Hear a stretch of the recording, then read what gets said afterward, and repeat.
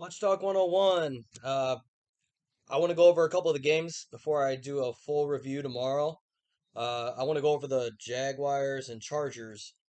I've been kind of down on the Chargers before the season, and then the first game of the year they had a really good game, and I kind of like stepped back on my thoughts on them. But after seeing today, I think they are a little overrated. I Herbert is a good quarterback. You can say he's a great quarterback all you want. He's not gonna ever gonna be a winner.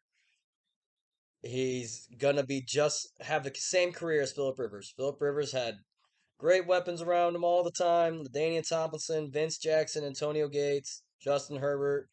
Great weapons, great defense.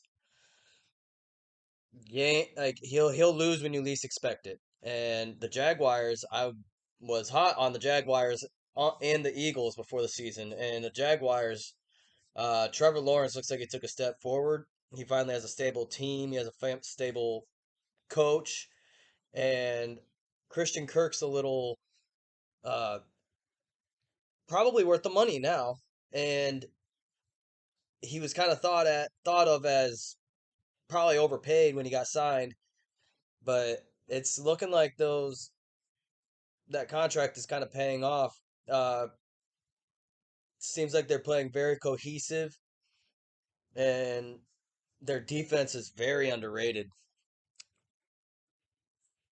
I like the running backs they got. They just got a really well-rounded team. I could see them making an AFC wild card push, if not the division, because Houston and Indy and Tennessee don't look the greatest. I know they got to Tennessee got to win today against Las Vegas, but I think Jacksonville looks a little better than them at this point. As for the Chargers, as I predicted in the beginning of the year, I think an 8-9, 9-8 record is reasonable for them. They'll be very, very up and down. They'll look like he's the best quarterback in the world one week, and the next week he'll play like he did this week. Uh, so overall, uh, a game that I expected, but a lot of people did not. So I'm I'm thinking the Jaguars got a good team for the future. The Chargers might have to add a few pieces on their team in order to take another step.